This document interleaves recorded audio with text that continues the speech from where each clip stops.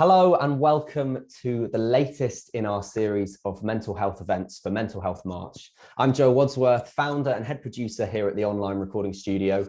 Now, we're an artist development and music production agency who works with a range of artists from around the world to produce, record, mix, master, brand, coach, promote, you name it. Really, we're here to help artists unleash the full potential of their music. Now, all through this month, we've got these mental health events happening because we have seen the toll that the last year has taken on our community and creative people at large. It really has been a difficult time, but I'm very pleased to be joined this evening, this afternoon, this morning, perhaps, depending on where you are in the world, by Dave Gerhart, who is one of our executive producers, who's going to have a talk to you about why doing less is actually better for your mental health. Now, a little bit about Dave. As I said, he is one of our executive producers, so he oversees one of our production teams focusing on live music over electronic. He's a father of three and has worked with a bevy of incredible artists, not just within tours, but also some big names as well. Jill Scott, Kool and the Gang, Bobby McFerrin, Sister Sledge, some people who I'm very envious that he has had the chance to work with. But he also produces a podcast called The Bible for Normal People, which has just hit the 7 million download mark. So a huge achievement there. So essentially, long story short, Dave really knows his stuff in this industry, and he's got a lot of great information for you today. So I'm going to hand over to Dave. Dave, take it away. All right. Well, thank you so much, Joe. Hard to follow an intro like that. It makes me sound a little bit more important than I actually feel sometimes. But let me start things off here by saying I'm so excited about the content that we're going to be sharing today, because if you're like me and you're a creative and you're in this industry, you've been affected by COVID-19. You've been affected by quarantine. You've been affected by the isolation that you feel. And we come from a society that says, bigger, faster, stronger, just keep on hustling and keep on doing more. And I'm just here to tell you today that that may not be the best solution. So I propose that doing less is actually better for your mental health. So once again, my name's Dave Gerhart, and I'm happy to be here. I am a executive producer at the online recording studio, very happily so. I've been really enjoying the work that we're doing, both with the interaction within the community and the team there, but with the clients. We get to work with some really brilliant and creative clients.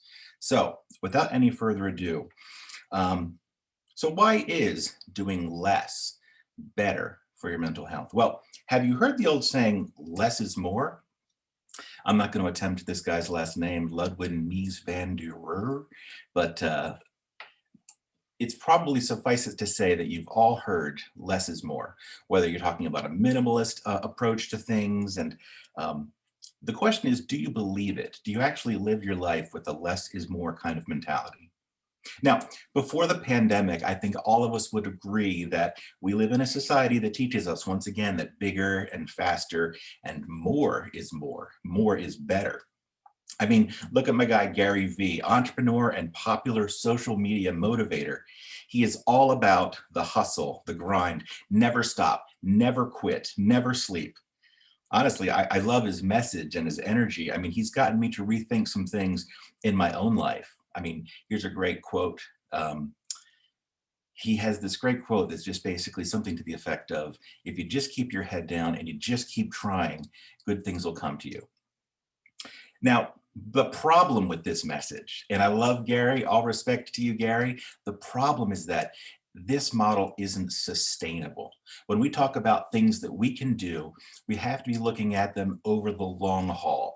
And it's just not something that we can do long term. Now, ask any marathon runner. You can't keep up that pace for any length of time without feeling the effects.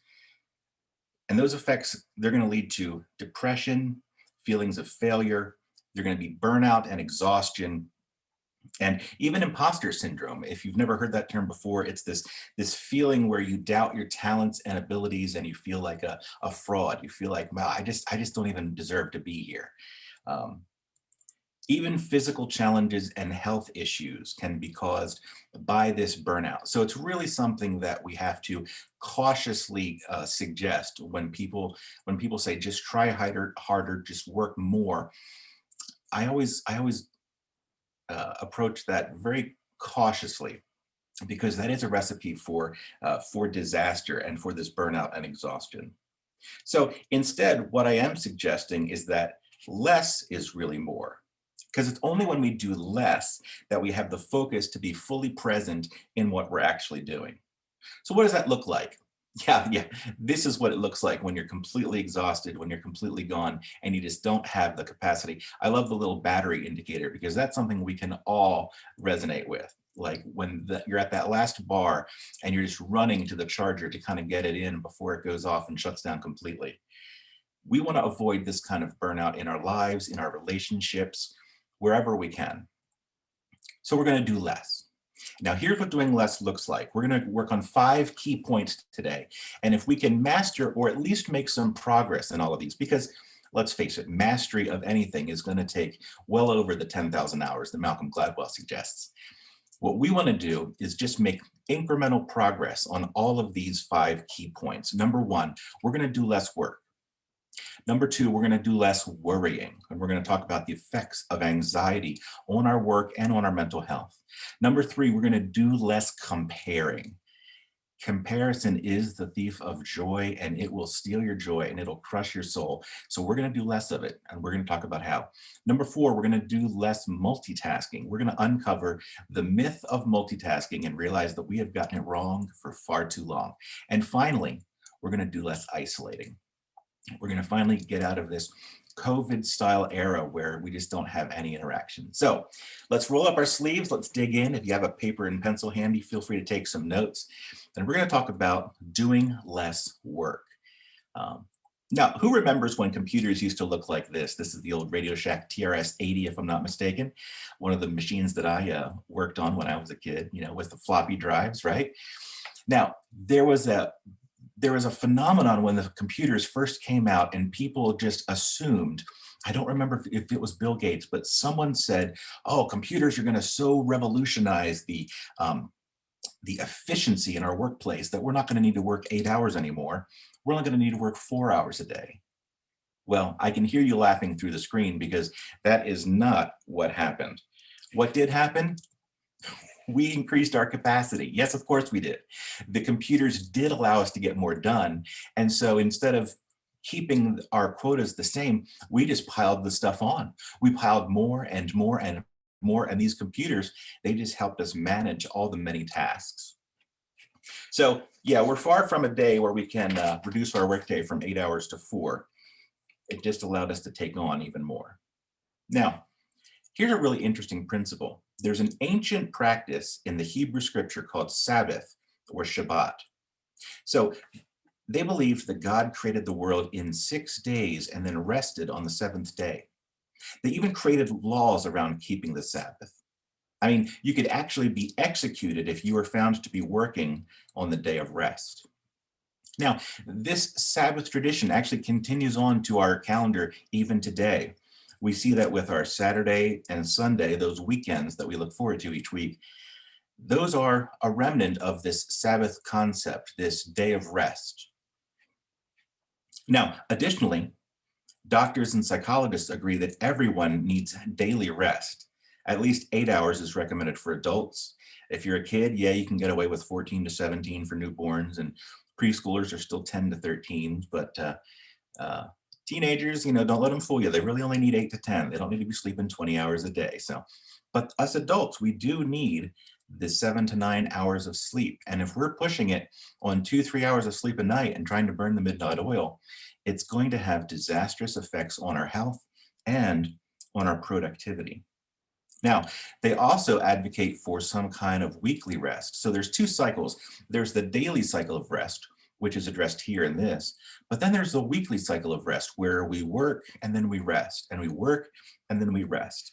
This is kind of what the Sabbath is talking about, that concept of building in some kind of rest to that rhythm. And I like to think of work as a rhythm because it is kind of like this sine wave. I'm a musician. I work in digital audio all the time. So I see waveforms all the time, every day. So this is, my friend, the sine wave. And what I like about the sine wave is that it visually depicts that rhythm. So let's look at the slope or the crest of the mountain here. as our work output. So we continue to work as we go up the mountain, and then we come down, and this valley is our rest. What happens then is we have this nice yin and yang, this nice rhythm of work, rest, work, rest. Because what would happen if it was work, work, work, work, work, work, work, then eventually everything's just going to plummet and fall off, and it's not going to be effective.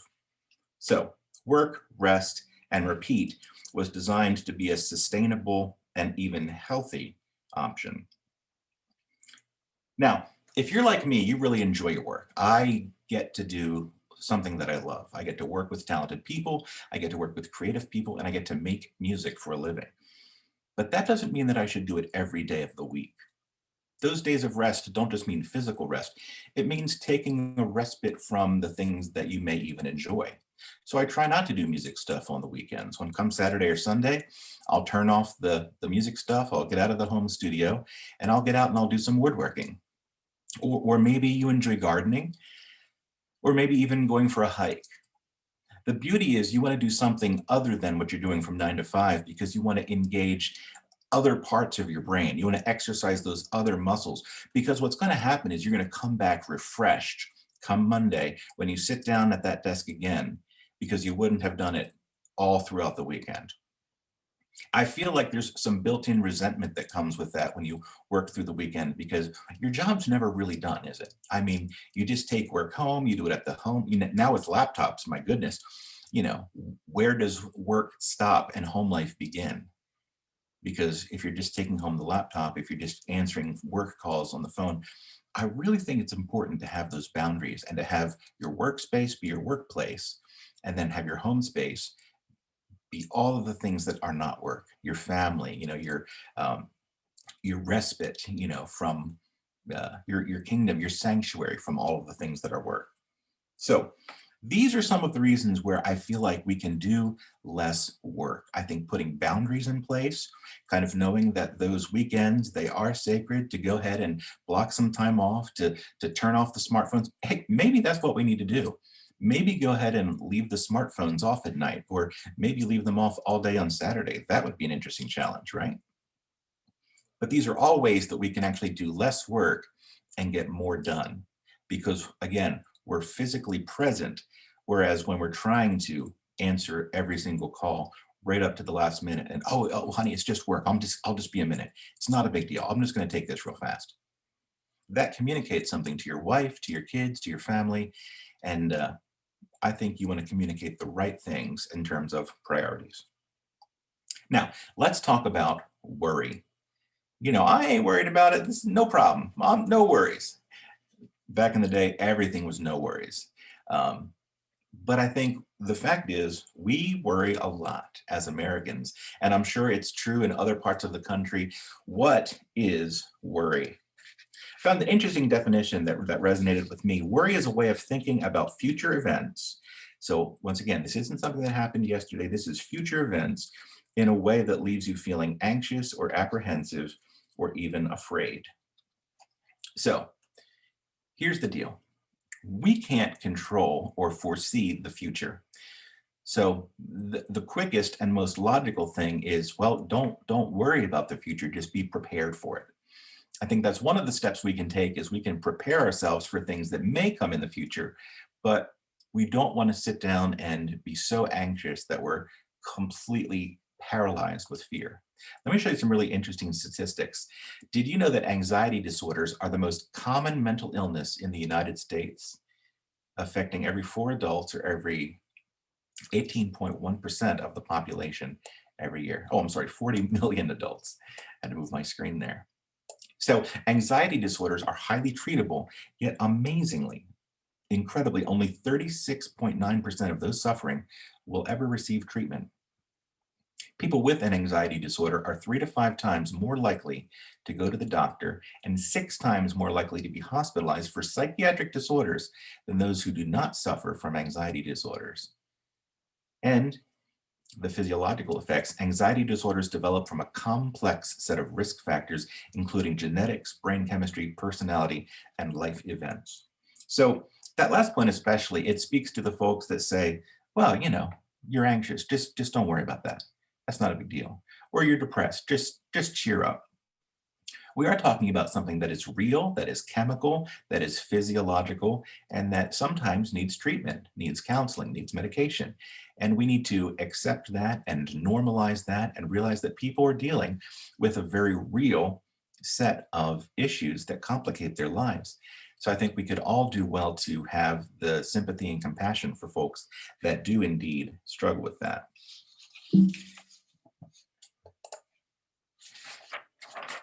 So what are some things that we can do? There's a lot of things we can't do, like we can't over prepare for the future. But what we can do with anxiety is we can start to calm ourselves through mindfulness. Now, before you tune me out, mindfulness isn't some kind of, hippy dippy thing that, only certain types of people do, or whatever. Mindfulness is something that really anyone can practice. It's this process by which we become aware of how we feel, and we recognize it, and we become a little bit more self-aware. Practices like meditation, diaphragmatic breathing, balance. It's great for stress reduction, improves awareness, physical exercise like yoga and things like that. And then spiritual care are all things that mindfulness can address. And without going into all of them, there are some great books out there that talk about mindfulness. And I believe one of our own producers has just done a talk on mindfulness and how he uses it to really self-reflect and to improve himself. So mindfulness is one of these things that can really benefit all of the different areas of your life, because when you are more aware of what's actually happening in your brain and in your body, you can react in specific ways. So when that fear and that anxiety comes, you can recognize it and say, okay, I'm feeling anxious right now. I'm recognizing that I'm feeling anxious. I'm going to call it out and say, hello, you are anxiety, and I recognize you, but I choose not to accept or address you right now because you are not in control.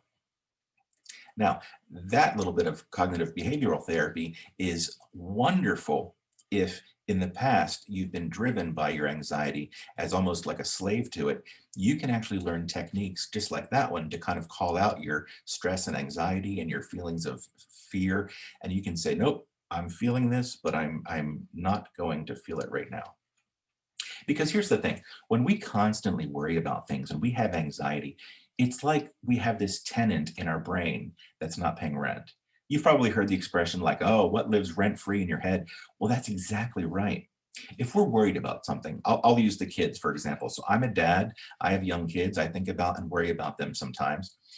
But if I let that worry, that constant feeling that something terrible is going to happen, then I'm letting that fear, that worry, take up valuable mental space, because I'd rather have things that are much more important in my brain and not waste all of that valuable mental real estate with this unhelpful emotion.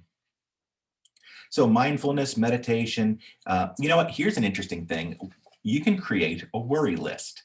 Now, what's a worry list, you say? Give yourself 5 minutes. Set your timer on your iPhone if you need to, but say, okay, for the next 5 minutes, I'm going to worry about all the things that are stressing me right now. And then you hit go, and the timer counts down, and you just write down all the things that you're worried about. You actually give space to those feelings, but only 5 minutes. You're not going to let it take up any more time than that, because you're in control, not your anxiety, not your fear, and not your worrying. So just some helpful tips on what to do with all of that worrying, and maybe how to do it a little bit less. Now, this is probably my favorite because, I get to pick on social media a little bit, which is funny because I'm kind of like a social media guy. I'm on there all the time, much to my wife's chagrin. But I think social media has a big role to play in this, and I think it's done a lot more damage than people have realized. We're talking, of course, about comparison. You know what? There is no one on earth, regardless of what you think or how you were brought up, there is no one on earth with your combination of talents and skills and expertise. Absolutely no one. You, my friend, are fantastic. And don't let anyone tell you otherwise. What you need to do is you need to recognize your inherent value and own it. Don't settle for less and don't sell yourself short. So, what's social media's role in this? Well, here's the thing. I think we need to get off social media. Take a break, take a hiatus, decide ahead of time how much you're willing to sacrifice. Maybe do it for a day, maybe for a week. I love the month mark because that really tests how much we depend on it. But there, I said it, getting off social media. If you're feeling bad about yourself after checking Instagram, maybe you should spend less time on it. Those apps, they present a one-sided, highly curated narrative that is more fiction than reality. And who hasn't experienced it when they're flipping through the Instagram feed and they're seeing people that look skinnier or richer or more beautiful or more stylish or better fashion sense? Everyone has this beautiful image of what their life should look like. And it's always compared to X, Y, and Z. And here's the thing about Instagram. We assume that everyone's using their camera phone and they're just posting these pictures. But I know for a fact that there are creators out there using $50,000 red cameras and professional lighting setups to capture these, candid moments. So people are definitely marketing on Instagram, and we're assuming that it's a level playing field. So I would challenge all of you to just spend a month, if you can do it, spend a month getting off social media, deleting the apps from your phone, and just back to our mindfulness there, recognize how often you reach for your phone. Recognize how often you want to just pull up Twitter or pull up Facebook, because it's really eye-opening. Now, speaking of eye-opening, this is a must watch. And if you own Netflix, then you should really watch The Social Dilemma. It's an eye-opening documentary about the long-term effects of social media on our society. It really talks about the addiction that we have to social media, and it kind of peels back the curtain a little bit about the unintended consequences and byproducts of this huge, massive social media juggernaut and how much we're all depending on it. So I won't say too much more about that, but The Social Dilemma, it's a fantastic full-length feature documentary, well shot, well edited, and it'll change your mind about some things. It's definitely very provocative, and it's got some fantastic information. So what can you do? Okay, we all compare. It's a force of habit. We have these things that we just feel like we want more of. We want to be more like the guy down the street. We used to call it keeping up with the Joneses. I think it might be keeping up with the Instagrams or the Zuckerbergs or, the Bill Gateses. But here's what we can do. We can practice gratitude, we can practice contentment, and we can focus on developing our own strengths. Remember the first thing I said, you are incredible. It is your gifts that are going to drive you to success. It is your gifts that are going to drive you to happiness and contentment and peace. Whatever the other guy has, that doesn't matter. You can't live his life or her life. You weren't given those gifts because that wasn't how you were created. So focus on the things that you do really, really well. That's your sweet spot. Now, maybe it feels like society doesn't have a place for you, or maybe it feels like, society hasn't caught up to your genius and your brilliance. Either way, I'm convinced that all of us have a special person, a special reason, a special spark for being here. And I think it's just a matter of finding that spark and how we can use those gifts and those talents. So I hate the fact that there are people out there that feel worthless or invisible or unseen, because there's so many talented people. And I think it's just a matter of not comparing yourself to anyone else, because there is no comparison to you, because you are unique. All right, I'll get off my soapbox now. So there's The Social Dilemma, if you want to see the thumbnail for it. Once again, fantastic film. Now, we're going to talk about multitasking. What is multitasking? I used to think that I was really good at this. As a guy with ADHD, I was just like, oh yeah, I got a bunch of irons in the fire, no problem. I've been just, and then I realized like, there's just a whole bunch of irons scattered about the room. Nothing's actually getting done. There's just a lot of irons. So this is probably what what's that too? This is probably what multitasking looks like. You feel like you're very on top of things. You're very efficient. Look at how confident and smug he is because he's doing so many things at once. Well, I'm sorry to break it to you, but multitasking is a myth. It doesn't exist. Attention is like a spotlight. It focuses on one thing at a time.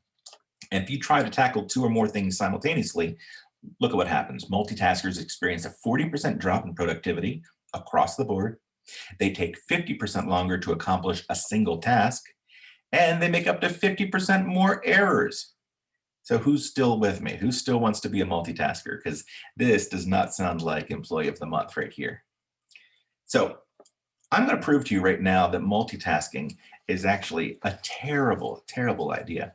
You can either do this with a pen and paper, or you can just do it in your brain. But I promise, after you do this experiment, you'll never see multitasking the same way again. All right, first, we're going to do 3 tasks. Task number 1, how long does it take you to write down or speak out loud the letters of the alphabet? Just do it now. A, B, C, D, E, F, G, H, I, J, K, L, M, N, P, Q, R, S, T, V, W, X, Y, Z. Boom. So, a couple of seconds, max. Now, task number 2. How long does it take you to recite or write down numbers 1 through 26? 1, 2, 3, 4, 5, 6, 7, 8, 9, 10, 11, 12, so something like that. Another couple of seconds. Now, here's the kicker. How long does it take you to write down the first letter, followed by the first number, and then the next letter, and then the next number, until you reach Z26? In other words, A1, B2, C3, D4, E5, F6, G7, H8. You see where I'm going with this? You slow way down. It bogs the system down because you're simultaneously tackling 2 different tasks and you can't focus on both of them. It's actually called switch tasking. So multitasking is actually called switch tasking, and you're jumping back and forth between processes, and you can see what happens right there. I don't know anyone who's ever taken this that's just being able to zip all the way through like 1A, 2B, 3C, because it's 2 separate processes. So once again, switch tasking is a terrible way to work, and it's one of those things that we can't expect ourselves to do. So do less multitasking. Now, back to multitasking for a second before we get into isolating. I think that one of the things we can do through mindfulness, through setting boundaries, and through doing less is just giving ourselves less to do and more to focus on. If we don't take on all these different tasks, then we won't run the risk of trying to do I'll take care of that, no problem. Yeah, let me just hit that as well. No problem, I'm on that. It's okay to say you're not okay. It's okay to say that your plate is full and that you have all the work that you can do right now. So it's okay to set some boundaries. So now we're going to talk about you know what? I'm sorry. This is a key point. I wanted to make sure. Over time, trying to multitask may even impair the brain. Those who attempt it frequently compromise their ability to concentrate and focus because they've affected their prefrontal cortex, the brain area responsible for planning. So, key point is that you're not only doing efficiently poorly, but you're actually doing some long-term damage to the brain itself in that prefrontal cortex area. So don't do that. All right, finally, we're going to talk about do less isolating. And this might as well have been the COVID-19 point. What we want to do is be more intentional about spending time with people. I think the image on your screen right now is how we all feel. This has been a year of isolation, of lockdown, of quarantine, whether you're in the UK or the United States. If you're over in India, if you're in New Zealand or Australia, they've probably gotten a little bit of a better deal because they locked down really early and they kind of got things under control. But for the most part, this has been our reality for the past year. It's been these little pods separated by 6 to 10 feet of distance, and it's been lonely. let me tell you, I am a people person. I am outgoing. I am social. And it has been so difficult not to leave the house, not to hug people, not to physically interact and just embrace them and say, it is so good to see you, man. We need to avoid this at all costs. And I know we've done our best, and Zoom has been wonderful, not a sponsor, by the way, but Zoom has been a great tool in helping us connect. But cyber relationships will never replace actual relationships. I think as humans, we're designed to be in relationship with one another. So I think what we do is we intentionally spend time around people. We make time for coffee. We make time for play dates for our kids. We actually schedule that in. I know a lot of us, we kind of say like, oh yeah, I think a window will open up next week. No, because a window's never going to open up with our schedules and the way that society pushes us to do more and more. I think we treat a coffee like these ladies are having as important or more important than a critical business meeting or a critical, board of directors meeting. Because if we're not taking the time to meet with one another, off the books, no agenda, no plan. I know a lot of meetings take place where you have to have this meeting because you have to have a difficult conversation. You know what I mean? I'm not talking about those kinds of meetings. I'm talking about meetings where you're just delighting in the fact that you get to sit and meet with this person. You're just enjoying one another. You're respecting one another. You're just you're you're being filled up by their wisdom and their countenance and just everything about them. That is life-giving, and that brings joy and healing to this first slide where we're all kind of, even the colors you can kind of tell it's just dark and gloomy, and this is bright and sunny. And I think we need to do more of it. I'm thinking about this is one of the things that I missed the most in the last years, just sitting down and meeting with someone for coffee. Now, when you do meet, here's the deal. You got to be fully present. Please don't be on your phone. Don't be sitting around a table. I love these, when we go out to eat as a family, I invariably see this couple on a date and they're both just sitting there on their phones. And I'm like, this is where we've come as a society. Two people that are trying to get to know each other, that may be falling in love one day, but they're both sitting there and they're interacting with these cyber relationships. They're checking their scores or they're checking their email. But it's like you have a real live human being sitting right across from you that's probably taken some time to get ready and put a little bit of effort into it, that's glad to see you, and you're more interested with what's going on your little 3-inch device there. So I don't know. It's just we need to be fully present. So when we are together, and I think this goes with anything, with meetings, with supper times, put the phone away. Make sure it's completely. If it's not completely off, make sure at least it's on vibrate with all of the notifications turned off, in the pocket, not on the table, and just prioritize real relationships over virtual ones. And please, for the love of God, turn off all the push notifications. If you can do it in iPhones, just go down to notifications. You do not need to get a ring every time like someone posts like an accident to Waze, or every time there's a sale on Amazon. Like it's Pavlovian where, our whole body language changes when we hear that ding because we're like, oh, I think it's something important. I think it's something important. And it's like we're these dogs that have been trained to react to our phones rather than our phones being this tool to help serve us. You can see how ridiculous it looks and sounds, and yet that's how we act. So again, prioritize real relationships, turn off the notifications, and then finally, this is real relationships, the handshakes, the hugs, the actual meeting with people. This is what we want. Less of this, more of this. And when you are alone, maybe you do have some time alone, use it for personal reflection. Use it for those mindfulness practices, for meditation, for journaling. These are all things that'll help you regain control of your life and of your narrative and help you better understand what's really happening. Because if you don't sit down and look at what happened over the past day or week or month, then you're going to fall into the same traps, the same rhythms next time, and you'll keep making the same mistakes and you won't grow. One of the things we want to do as mindful people, as people that are, I think we want to do better. We want to improve. We want to constantly be growing. And this is one way to do it. So again, those were 5 things that we can do to do less work and actually live better lives, live our best life, because that's what we want. Whether you're, an artist at, the online recording studio, whether you're a songwriter, those are certainly the people that I love interacting with. Or whether you work at a bank, or you're an attorney, or you're a doctor, or you're a teacher, or you're a construction worker, whatever you do in life, this supersedes your occupation. This goes to, what kind of a person am I? How do I want to live my life? This is the larger philosophical question of how do I want to be? And I want to be okay. I want to be healthy.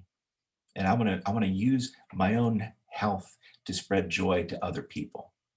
So those are 5 things that we can do here at the online recording studio. We wanted to share some of these resources with you because we've seen it from our artists. We've been asking and saying, what are some things that you're struggling with as an artist? Because if you didn't know, the live music scene has been heavily impacted in the United States by this pandemic. Concerts came to a complete stop.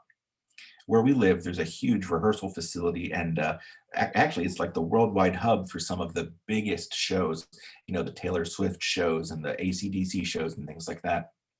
A lot of guys, hundreds of men were just, really talented men and women were just laid off because there were no concerts. They were canceled through 2021, even 2022.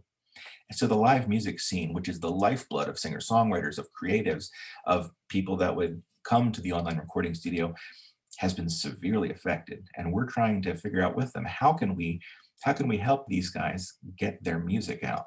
How can we help them stay relevant in a world that's ever changing? And we're not sure when the new normal is going to return or what the new normal is going to look like.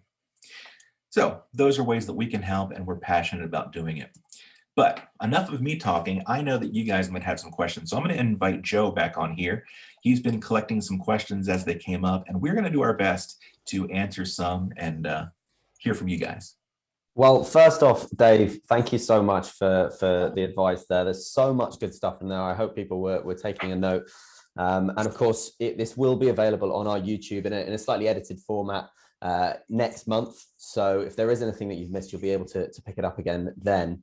But Dave, thank you. Really, there's so much stuff in there. There was a few questions I had of my own. I saw that we had a couple of questions that have come in, and a few that we had on Instagram earlier from people who aren't able to make it now, but were kind of wanting to get some advice on these things. I mean, one of the first things that I wanted to start with was, you mentioned about how, was it only 36% of people who have mental health problems register those and get treatment for it. Yes. Why is there this huge, such a minority of people who actually seek treatment for it when it's obviously a huge thing? I think a mental health provider could probably answer this better, but I know from my own experience with mental health issues and that of my kids, it just seems like in the United States, there's such a stigma surrounding mental health that we don't want to admit that we have a problem, and we certainly don't want to admit that we need help with that problem. Something like depression or anxiety, it feels very icky, like there's something wrong with me, like my character, like I should just be able to kick this myself. I should just be able to cheer up. And frankly, that's been, perpetuated by people that just don't know as much, saying things like just cheer up and it's all in your head and those sort of things.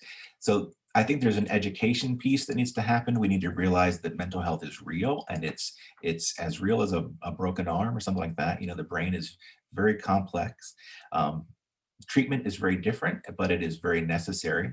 And we need to start telling people it is okay not to be okay, Well, I think that ties really nicely into that the section of the talk that you gave about not comparing yourself to others, and this thing of setting your own value, understanding your own intrinsic value, and not by relation to someone else. And actually, I think that, if we look at social media and how much people have to use it, especially in the creative industries, if we look specifically for singer-songwriters and producers, the amount of social media content that you have to create and put out.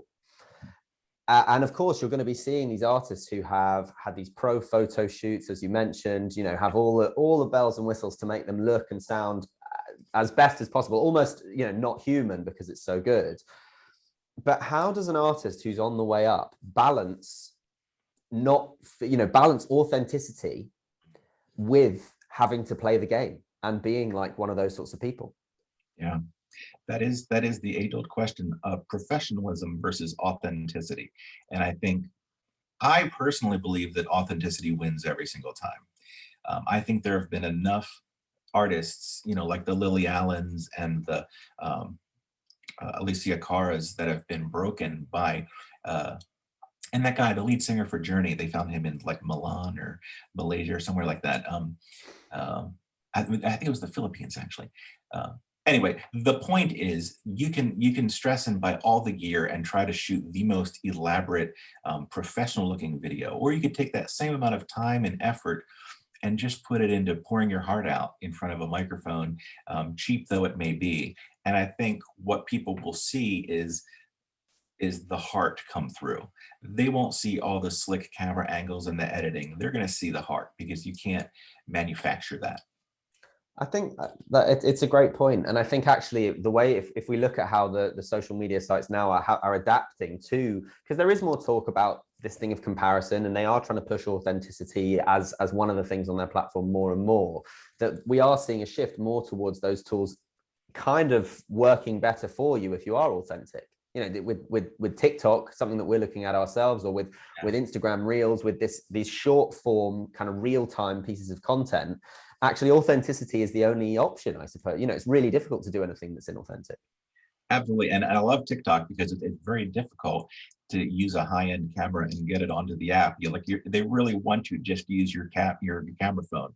And people have created some really interesting transitions and really interesting fun dances and things. So the limitation, just having a limited set of tools, actually created a new set of creativity. You know what I mean? Yeah. It actually fostered its own creativity, just in the limitation of not having all of those bells and whistles. So It's its own genre, and I think it's changed the way that people sort of communicate, and express themselves. Because not for a singer now, it can be a thing not just of being a singer, but also finding some creative way to show off what you do in a different way, and have your own spin on what would just be a normal video. And it kind of has given people tools to do things that they wouldn't have been able to do, and it's its own genre now, I suppose. absolutely, yeah. And uh, we're seeing it really influence pop music right now, because a lot of the songs, going back to Old Town Road, a couple of months ago, there have been a lot of songs that became popular on radio, uh, just because they were huge on TikTok. And I think that spoke to a bunch of kids doing some fun dances on TikTok during quarantine. They were completely bored, and then this silly app came out and they hopped on it. And it was good for a laugh, and then all of a sudden it's actually changing culture. And I was like, this is interesting right here. Yeah, and it has been a seismic shift. The change has been, but it's been so huge now. It's so huge to the point that obviously Instagram is now doing what it did with Snapchat with stories, and taking basically the whole idea of TikTok, and that's their Reels thing. Well, I wanted to ask also, because you talk about the activities, some of the things that people can do to get away from work, and this thing of balancing between having these enjoyable things. Now, you mentioned woodworking and or going for a hike, but for people who are not musicians, the thing for them that is the way to get away from work is music. Absolutely. But the issue is that for half of our, for well, at least half of the audience and the sort of artists that we work with, they are not yet working full time as a musician. So they have a 9 to 5 job, and are then having to make music. So they've got sort of work that's just for work that's for their career, but is also their passion and also the thing they do to unwind. Yeah. What can they then do outside of that, if their thing that they are now trying to make into a career was once their outlet, their form of therapy? It's true. And I do think, a decision needs to be made there about how much tenacity you want to put into chasing that musical dream, because that's something that we all need to determine for ourselves. But I have a little nylon string guitar that used to be my mom's, actually. I have that hanging on the wall in my living room, and I just like to see it every day. I like to know that I can walk up to it and just pluck it off the wall. I don't have to slide a case out from under the bed and dust it off and open it up. I love having things handy. Like, you have a guitar in the back, you could just turn around and grab a guitar and, strum a little tune. And I think that does wonders for just the cathartic, the therapeutic benefits. Because I don't want to necessarily record or write a song. I just want to play and let the melodies kind of waft over me for a little while. Now other times, I want to do a project. I want to record a song, and what we could do in those situations is we could get out a notebook and start writing some chords down. We could pull out our voice memos app on the iPhone and start recording some stuff. And then obviously, you could find places like us, to help bring those ideas full circle. And we've worked with a couple of clients that have done just that. That basically they're like, hey, I just, now is the time, quarantine and pandemic, and I have these songs in me, and they just need to come out. And I don't know who's going to hear them, but I want them to, I want to share them with the world. So yeah, it's been really nice actually. I think over this past year, seeing that new kind of artists start to come and want to do stuff, and people who maybe wrote songs back in the day and now want to sort of relive those golden years and enjoy making that music that they never got round to doing because they then had a full life doing something else. Well, the goal doesn't always have to be a record deal or being played on Spotify. The goal can just be getting it recorded, because it's such a fun journey of working with a producer and actually recording the vocals and recording the music and seeing your song come to life. You don't have to aspire to be on a big stage or to sell hundreds of thousands of records. You can just, the satisfaction of listening to your own music back, with great players and having it really fully realized can be its own reward. Well, I see that we have some questions that have been coming in as well. I'm going to jump into them in just one second. I have one more question that I wanted to ask, Dave. You touched on at the end about the world opening back up again, and the importance of connection with real people, and actually, you mentioned the example of seeing a younger couple who go out and are both on their phones sat there, and obviously this continues to go down the age ranges of how kids are being with technology. Now, I suppose it's tricky because those interpersonal skills that people have to learn take years to develop. It takes a long time for kids to develop being able to engage with one another and make eye contact and feel confident and not feel shy and all of those sorts of things. But it really takes a couple of hours to learn how to play Candy Crush or to use Facebook or to get onto Instagram. And so what do we need to be doing now to make sure that the next generation of kids doesn't grow up in a way that means that they are never mindful because they're always being stimulated by the next notification? Yeah. Well, it's such a great point. I know in the States, the American Academy of Pediatrics suggests that we limit screen time to about 1 hour a day. And that's there's a collective gasp heard around the world from all the kids, but about 1 hour, maybe 2 hours a day, but one is actually recommended. So first we limit screen time. Like my own kids, we don't allow them to surf endlessly on their devices just because it's not good for them. We want them to get out. There's a wonderful park across the street. I mean, I've learned so many things just on the playground and waiting for the school bus and walking home and, getting accosted by, the neighborhood bully kind of thing, like all of those interactions or whatever. They teach you those valuable interpersonal skills that you can't learn on, Fortnite or Roblox, Fair enough. I think that's it. Well, look, I'll ask you the other questions when I see you in our next meeting. But I think it's only fair that we ask we answer some of these questions that have come in. Now we have a question from Anthony Postman, who says, "How do you prioritize the multitude of tasks assumed by an independent musician in an effort to do less?" And he goes on to say, "I'm an instructor, singer-songwriter, and producer faced with that challenge of honing my focus to achieve greater traction and success in each of these areas."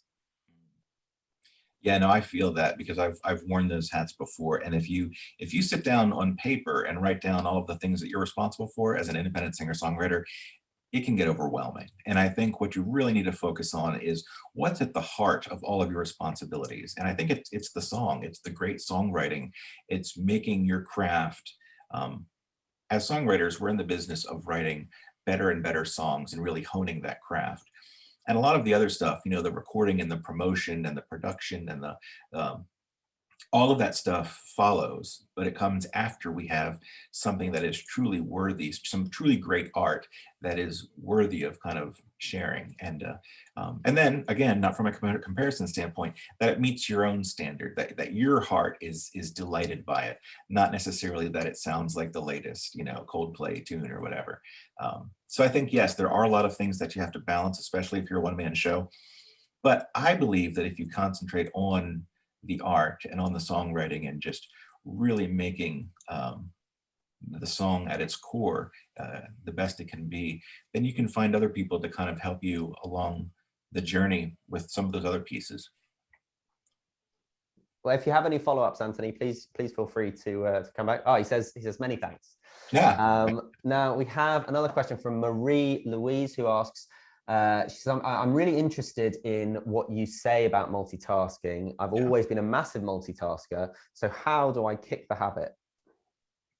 I think we have to just recognize that we've been fooled. I myself have been a big multitasker, and I used to blame the ADHD because I could, you know, do all these things at once. My mind likes to wander. It likes to, oh wait, squirrel.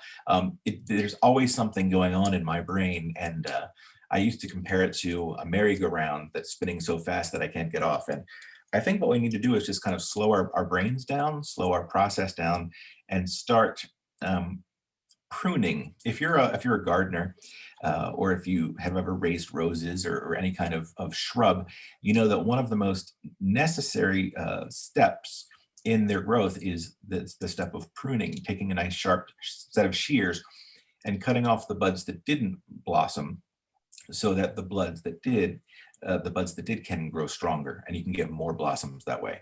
So what we need to do is remove the dead weight in our schedules, and you know that means making hard decisions. Things that you love may not necessarily be the best thing for you to be spending your time on. Again, all that valuable mental real estate. Do you really want to expend it on absolutely everything, or do you want to expend it on the stuff that is truly the most valuable to you? So I think the first step is pruning down the number of things that you have to do, and then being really honest with yourself about how can I be more present in the things that I do choose to keep. Well, Anthony says, super on point, been feeling that most important songwriting pull lately too. So I'm really glad to hear that from you. Awesome. Happy to help. And Marie Louise says, thanks, Dave. I'll try and take your advice. Excellent. So I actually just had one more question that I wanted to ask. Now, I just wanted to come back to these activities because, you know, it seems like the things that you do outside of work for your downtime are things that also offer reward in some way. There's a way of measuring them, you know, of how well they've gone. You know, if you're woodworking, at the end of it, you've got something that you can look at and say, you know, I made that. If you go on a hike, there's a distance that you can measure. Is it always important for there to be something measurable in this time so that you can know for sure that you've done it? Or is that just falling into the trap of trying to over-organize?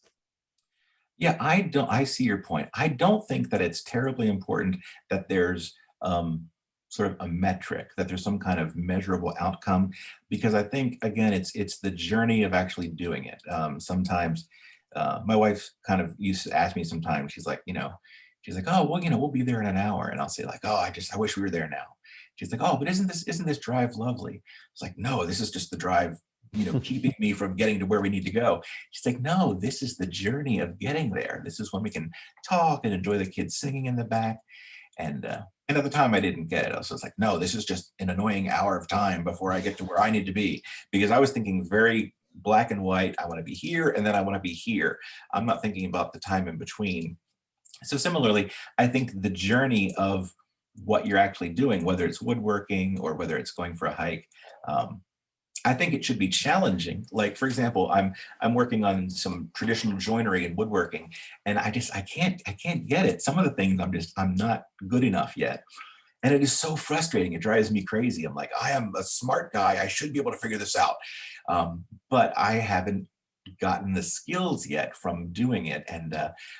But I still continue to do it because I like the challenge. I like the fact that I'm getting closer to doing what I want to do. And I enjoy the fact that, that there is a little bit of growth there. But even if it was just completely frivolous, I think it would still be fun, because just physically doing it, just the joy of smelling the wood and hearing the saw spin up and all of that and getting out the chisels, I think that's fun. And it provides a sense of relief and rest from sort of what I do, 5 or 6 other days a week. I mean, we definitely should have asked a woodworking company to sponsor this. That's right. Missed opportunity there. Well, look, I think we've answered the questions that have come in, and I think there's any more. Oh, Lucas Tragaskis asked, this is a little out of context, but sure. Does the online recording studio do discounts for student musicians? Love the concept and the quality, but it's too expensive. Many thanks. We do have discounted sort of things available. We actually, today is St. Patrick's Day. There's a sale on literally right now where if you wanted to get anything with us, you can get it for 15% off. If you go over to our Instagram, you'll see the information there. If you send us an email, if you wanted to get something with a discount, today's the day to do that. We also have things like on your birthday, if you've signed up, you'll get an email that means that for that week, you'll get a series of different gifts throughout the week, and you can use those. Some of those are discounts, some of those are bonus services. Yeah, there's options. So Lucas, give us a shout and we'll see what we can do for you. You might be working even with Dave himself. Maybe. Well, we also have that great 4 for 3, which is, it's also good to mention. So if you're thinking about an EP and you have 4 songs that you want to do, you can actually get one of them completely free, which is fantastic. So you pay for, how is that, Joe? You pay for, it's a basic, so buy 3, get 1 free. Buy 3, get 1 free. It's 4 for 3. It works out as 25% off essentially. And so what we see a lot of people doing at the moment, actually in the lead up to the live scene opening back up and wanting to get some material together that they can then start touring and promoting live, are doing this 4 for 3 thing where they've got maybe 3 songs that they've written already. They haven't decided on the 4th one yet, but they can get it just as credit. We have a lot of options available for artists, but that is a good one if you're wanting to do an EP. And if you're wanting to do just a single, it's St. Patrick's Day discounts 15% off. So give us a shout as well for that. Now, I think I think we've got a lot of good stuff there, and we're just coming up on time. So I think this is a perfect time to thank you once again, Dave, for joining us. Honestly, there's so much stuff there. I've definitely learned a lot. And to hear it from someone who's worked with Kool and the Gang just makes it all that much sweeter. Makes it all the cooler. So thanks from all of us here at the Online Recording Studio for taking the time for watching. And if you do have anything that you're interested in finding out more about, whether it's related to the talk today or whether you just want to find out more about production or the services that we offer, give us a shout on Instagram. We're at the Online Recording Studio. Our website is onlinerecordingstudio.com. We're on Facebook and LinkedIn and newly TikTok, thanks to Dave actually. So we hope to see you soon, and thank you again for joining us. Have a great rest of the day.